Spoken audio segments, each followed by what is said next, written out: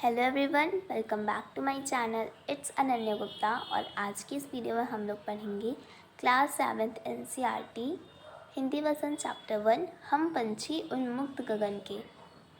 तो ये एक कविता है, एक पोयम जिसमें हमें दिया गया है पंछियों के स्वतंत्रता के बारे में। ठीक है, तो चलिए स्टार्ट करते हैं।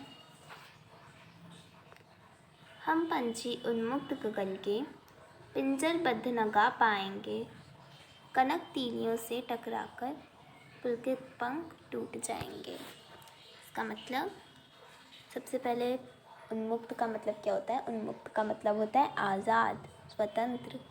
तो इसमें पंछी क्या बोल रहे हैं कि हम जो पंछी हैं वो उन्मुक्त गगन के हैं, हम आज़ाद। गगन का मतलब क्या होता है? आसमान। हम आज़ाद आसमान के हैं। पिंजरबद्ध न गा पाएंगे, मतलब अगर आप हमें पिंजरे में बंद कर देंगे तो हम पिंजरे में बंद होके नहीं गा पाएंगे। कनक तीलियों से टकराकर पुलकित पंख टूट जाएंगे। अब कनक का मतलब क्या होता है? कनक का मतलब होता है सोना। ठीक है, कनक का मतलब होता है सोना। और ये जो तीलियां हैं, पिंजरे में तीलियां होती है ना, तो वही बताया है कि सोने की तीलियों से टकरा कर हम जब उड़ने की कोशिश करेंगे तो हमारे जो पंख हैं वो सोने की तीलियों में टकराएंगे और हमारे पुलकित पंख टूट जाएंगे। पुलकित का मतलब क्या होता है? नाजुक, कोमल। ठीक है, हमारे जो कोमल पंख हैं वो टूट जाएंगे। फिर दिया है, हम बहता जल पीने वाले मर जाएंगे भूखे प्यासे, कहीं भली है कटुक निबौरी कनक कटोरी की मैदा से। यानी कि हम बहता जल पीने वाले हैं, हम बहता हुआ जल पीते हैं, मर जाएंगे भूखे प्यासे, हम भूखे प्यासे मर जाएंगे। क्यों? क्योंकि आप हमें अगर पिंजरे में बंद कर दोगे तो हम बिना कुछ खाए पिए मर जाएंगे।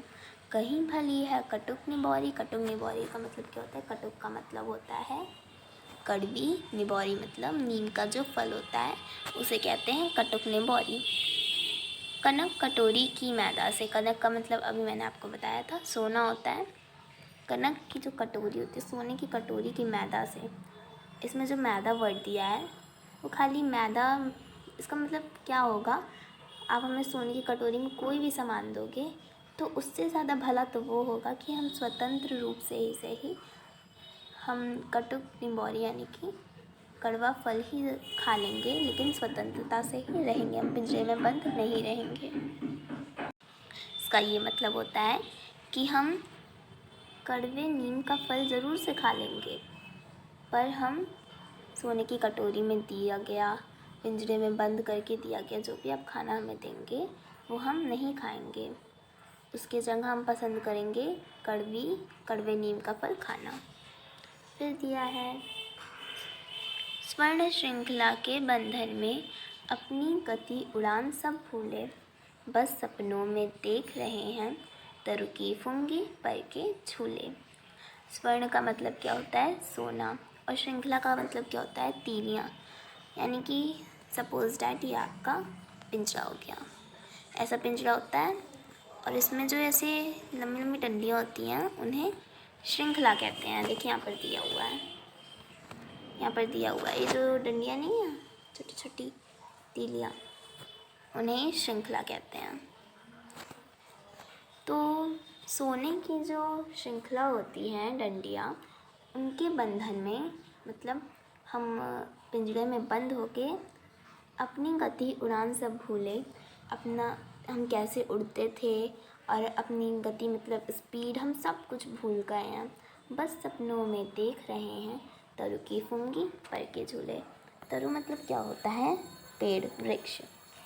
और फुंगी मतलब ऊंची शाखाएं होता है। ठीक है, तो हम सब कुछ भूल गए हैं और हम अब बस सपनों में ही देख रहे हैं। क्या?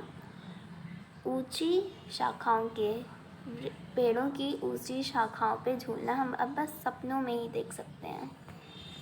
फिर आगे दिया है, ऐसे थे अरमान की उड़ते नीले नभ की सीमा पाने, लाल किरण सी चोंच खोल, चुगते तारक अनार के दाने। यानी हमारे अरमान क्या थे? नीले नभ की सीमा पाने, यानी कि हमारा जो नीला नीला आसमान है उसकी जो सीमा है उसको पाने, उड़ते उड़ते पाने का हमारा सपना था, हमारा अरमान था।